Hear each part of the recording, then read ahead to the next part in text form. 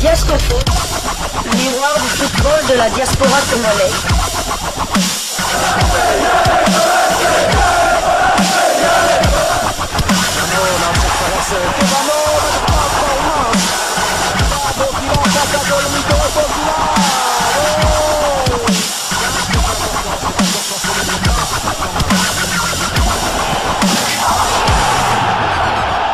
Diasco Foot, le miroir du football de la diaspora congolaise.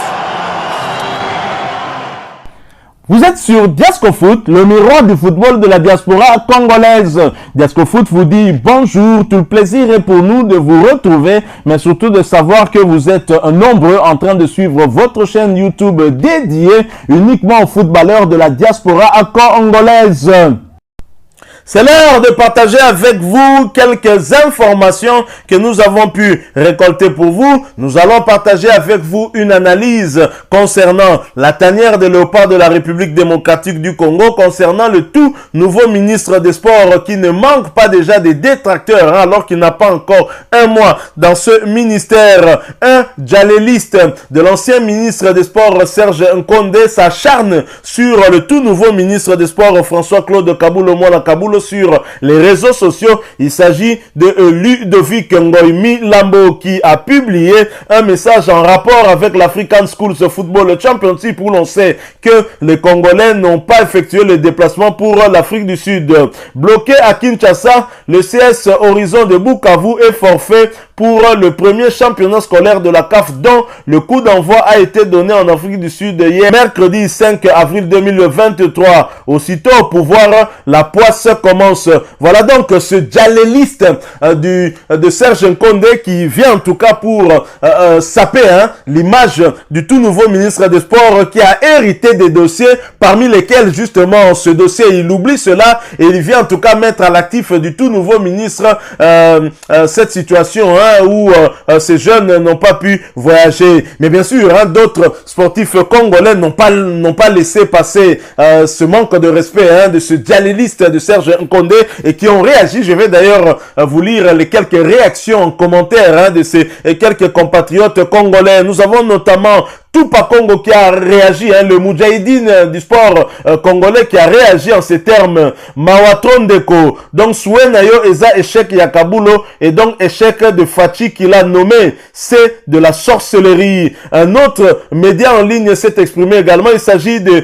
Ebalea Mozindo officiel qui a commenté également ceci. Le ministre des Sports hérite une situation très désastreuse qu'a laissé son prédécesseur. Il faut lui laisser du temps. Chose que ne comprend pas ce Ludovic Ngoïmi Lambo qui est revenu à la rescousse pour justement répondre à ces deux commentaires. Va lui poser la question s'il a vu quelle situation désastreuse. Sa tournée d'aujourd'hui a-t-il remarqué un souci sur son prédécesseur? C'est la question qu'il pose.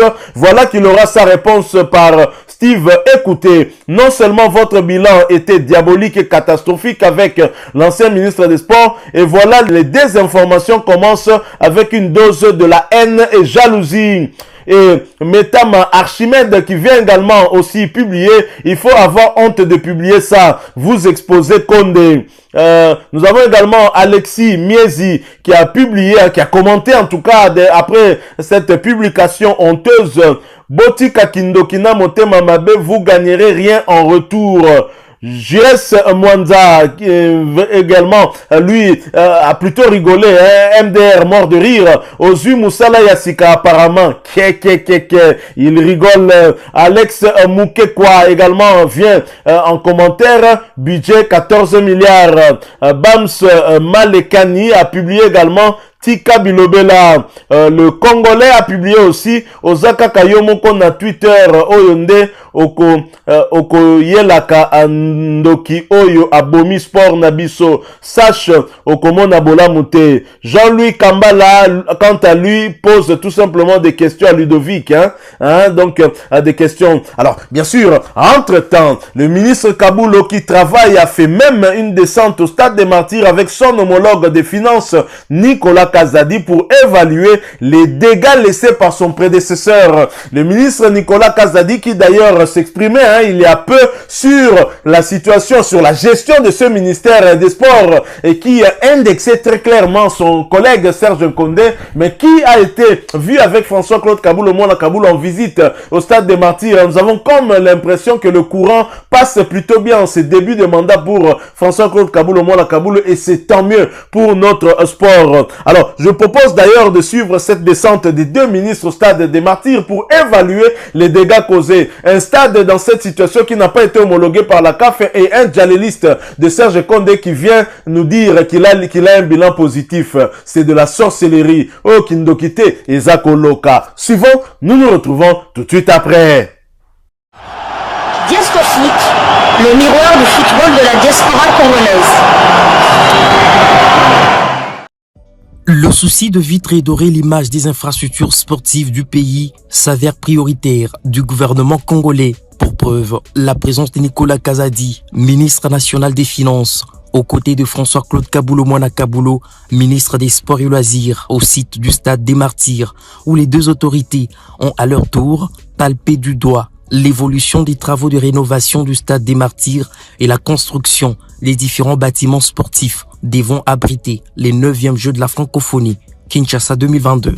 Première étape de ce long périple, différents départements du stade en pleine rénovation, entre autres la tribune de presse moderne, la salle de conférence de presse et le centre des médias, les différents vestiaires, dont l'exécution des travaux atteint une vitesse de croisière. Ensuite viendra le tour de l'enceinte omnisport devant abriter les épreuves de volley-ball, le basketball et les arts martiaux.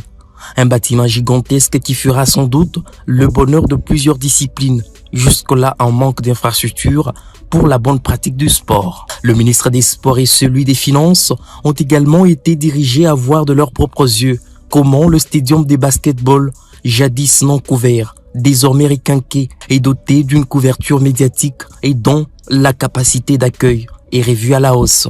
Comme il l'avait annoncé lors de son entrée en fonction, sa ferme volonté à redorer l'image de l'administration sportive, François-Claude Kaboulou, avec son collègue des Finances, ont été conduits par le maître ouvrier au bâtiment du secrétariat général des sports qui a subi une transformation fulgurante et s'est désormais débarrassé de son état de délabrement. Vous avez récemment effectué un paiement pour ça. Il y a le navire qui va arriver le 9 avril qui comprend les 7 autres bâtiments qui restent. Le solde. Voilà. Le navire sera à Matadi le 9 avril. Jadis éternisé, cette randonnée s'est poursuivie à l'endroit où sera érigée l'aréna sportive, une des récentes promesses du chef de l'État au mouvement sportif congolais. La présence du patron des finances à cette visite d'inspection d'évolution des travaux de réhabilitation, construction et modernisation des infrastructures sportives du pays est vue comme une lampe témoin de la bonne foi et détermination du gouvernement à mettre à la disposition du nouveau patron des sports et loisirs les moyens conséquents pour la bonne exécution de sa politique sportive. Nous sommes de retour, vous avez suivi en image cette descente du ministre des Sports Kaboulou et de son homologue, son collègue des Finances Nicolas Kazadi pour certainement faire une évaluation sur l'évolution de la réhabilitation du stade des Martyrs. Et Nicolas Kazadi est celui qui a justement disponibilisé les fonds des caisses de l'État pour justement réhabiliter ce stade. Il est mieux placé pour savoir si l'argent qui a été décaissé a été utilisé à bon escient. Moi, j'irais même plus loin à demander au ministre Nicolas Kazadi et même à François-Claude Kaboulou à solliciter l'expertise de l'inspection des finances afin de venir jeter un œil sur la manière dont a été géré l'argent qui a été disponibilisé pour Serge Nkondé afin de réhabiliter ce stade. Serge Nkondé, l'ancien ministre des Sports, nous aura donc fait perdre du temps à cause de son incompétence. Une chose que Ludovic Ngoy aura du mal à comprendre, lui qui n'était là que pour du Djalelo et qui n'aura pas aidé en tout cas son ministre. Il n'a pas été capable de faire homologuer le stade des Martyrs ni le stade Kibasa Maliba dans la province du Haut-Katanga. Il nous a laissé un pays sans championnat national, et même lorsque ce dernier se jouait sur son mandat, ça n'arrivait jamais à son terme. Et tout cela, Serge Nkonde en connaît quelque chose. Sous son mandat, 3 clubs ont joué leur match de la phase des groupes de compétition africaine interclub à l'étranger. Et pour cause, la non-homologation du stade des Martyrs qui était donc sous sa responsabilité. Même les sièges placés dans ce stade n'ont pas été aux normes exigées par la Confédération africaine de football. Serge Condé aurait pu mettre fin au contrat d'Hector Raoul Cooper après l'humiliation subie par les Léopards au Maroc. Il nous a fait perdre du temps et des points qui pourraient d'ailleurs nous coûter la qualification à la prochaine CAN Côte d'Ivoire 2023 en gardant Cooper à la tête des Léopards. Rappelez-vous, lors des 2 premières journées des éliminatoires de la CAN Côte d'Ivoire 2023, la République démocratique du Congo a été battue à 2 reprises. Nous avons donc 0 point dans notre compteur. Hein. Et le nouveau entraîneur qui arrive, qui nous remet un peu en selle et qui malheureusement doit faire avec ce handicap, un handicap dont le responsable très clairement est Serge Condé, parce qu'il avait la possibilité de résilier le contrat, mais il a préféré renouveler et cela nous a coûté même de l'argent au trésor public. On se pose la question si cela n'était pas fait à dessein. Et quand on voit quelqu'un pour venir faire du Djalelo d'un ministre qui a échoué, parce que s'il avait réussi, le chef de l'État, Félix Antoine Tshisekedi, n'aurait pas en tout cas changé en tout cas de leadership à la tête de ce ministère en plaçant François-Claude Kaboulo parce qu'il n'a pas changé tout le gouvernement. C'est un remaniement, il n'y a pas changement de gouvernement. Il y a seulement quelques ministres qui entrent, d'autres qui sortent. Et Serge Nkonde est parmi ceux qui sortent. Et d'ailleurs ici, dans votre chaîne YouTube Diasco Foot, parce que nous sommes le miroir du football de la diaspora congolaise, nous n'avons jamais cessé de réclamer le départ de Serge Nkonde qui, à notre avis en tout cas, mettait en danger le sport congolais en général. Serge Nkonde qui finalement a eu à commettre encore beaucoup plus de dégâts, alors que s'il avait déjà été mis de côté, je suis sûr qu'aujourd'hui le championnat congolais serait en tout cas en train de se jouer sans problème. En Afrique, nous avons été surclassés par d'autres championnats, le championnat de la Tanzanie, le championnat sud-africain, qui nous ont dépassés en tout cas dans l'échiquier continental, et c'est à cause entre autres de Serge Nkonde qui a très clairement affiché son incompétence à la tête de ce ministère. Et voir ce genre de djaléliste venir à la rescousse de son ministre, l'ancien, c'est vraiment triste. Et heureusement que ceux qui ont réagi ne sont pas en tout cas tous membres de Diasco Foot. Hein. Ils n'ont rien à voir avec nous, mais ils ont réagi et leur réaction va à peu près dans le même sens que ce que nous avons toujours eu à déclarer ici en rapport avec cet ancien ministre. Et j'espère que de telles personnalités ne reviendront plus à la tête d'une institution en République démocratique du Congo. Bon, peut-être qu'il pourrait être compétent pour d'autres départements, mais en tout cas au sport, il a affiché son incompétence et la République démocratique du Congo en a été victime, et c'est bien dommage.